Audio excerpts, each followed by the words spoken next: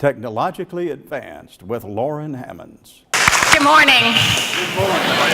My dad, Mike Berger, was a Tuscaloosa City Schools special education teacher for 31 years. Some of my earliest memories are of riding my strawberry shortcake bicycle down the hallways of University Place Elementary to the school's computer lab.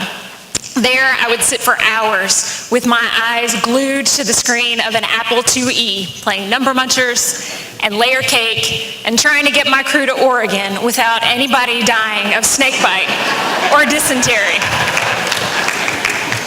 Technology is play. I watched as my dad led his students in launching rockets they built themselves. I walked among the tidy rows of tomatoes they planted from seeds that had been sent on the space shuttle, and I wondered how their journey might affect their fruit.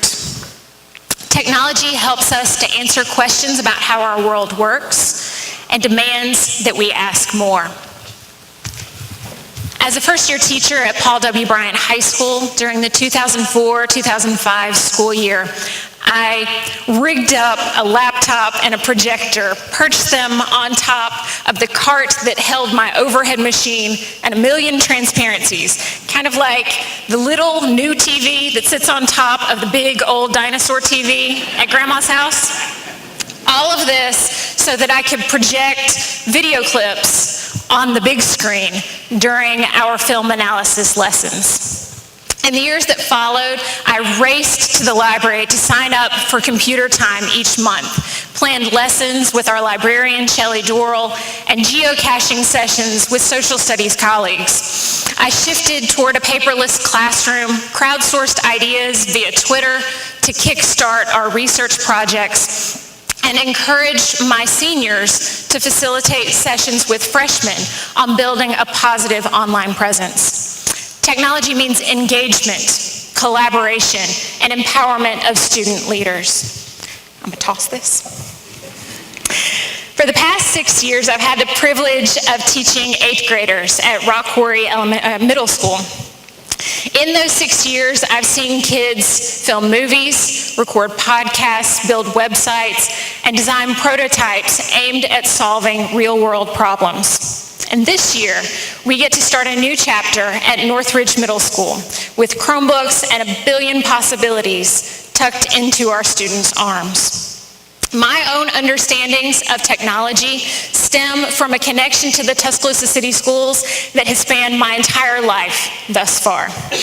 And as a TCS educator, the question I pose for us all today is what's next? We're told that the first humans to set foot on another planet have already been born. What if some of those explorers are walking into our classrooms in a few days?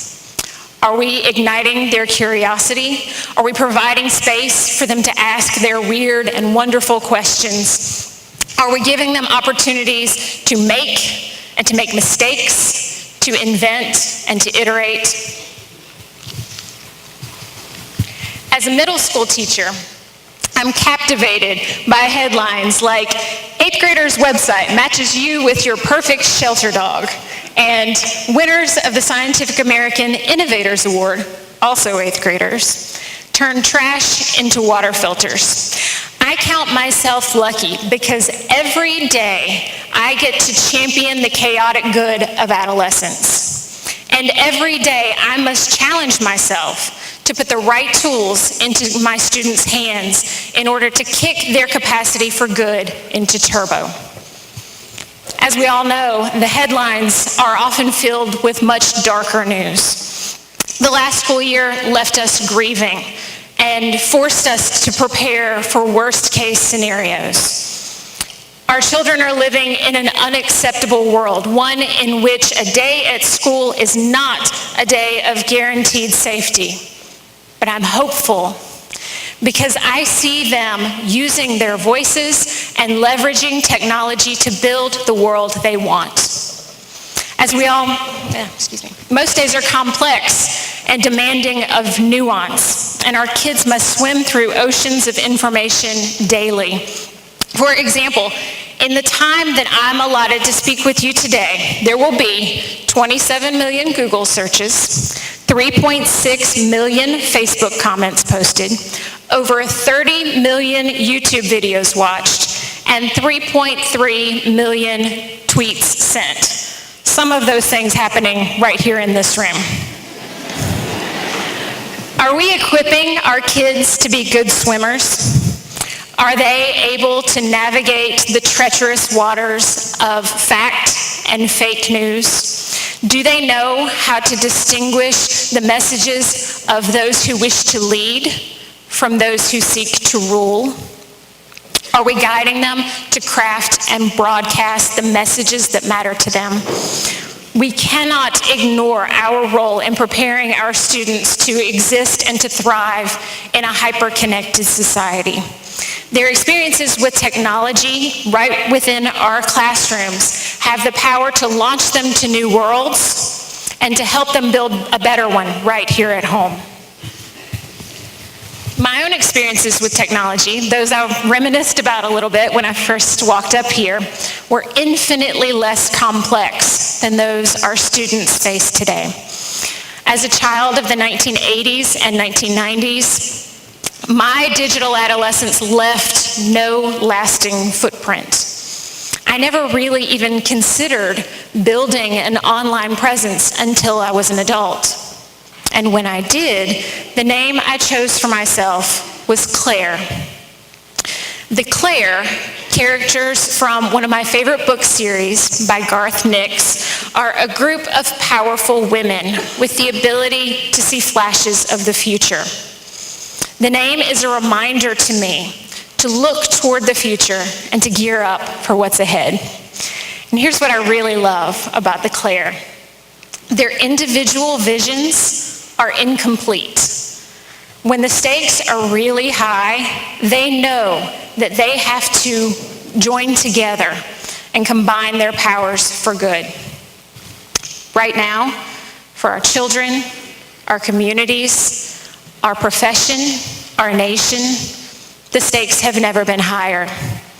But the good news is that this community has never been so well equipped to join together in support of moving students toward a world we can't yet fully imagine. There's a team of TCS folks doing invisible yet critical work behind the scenes every day to keep our technology infrastructure up and running. The IT department worries about a million little things every day so that we don't have to. It's important for us to know their names, to build relationships with them, and to understand when and how to tap into their wealth of expertise. We now have access to instructional technology coaches poised to help us take our what-ifs and transform them into classroom realities. We can learn from colleagues' victories and guide each other through the rough patches. Help is never more than a text or a tweet away. The work we must do can be scary, messy, uncertain, but we never have to do it alone. So jump. We'll catch each other.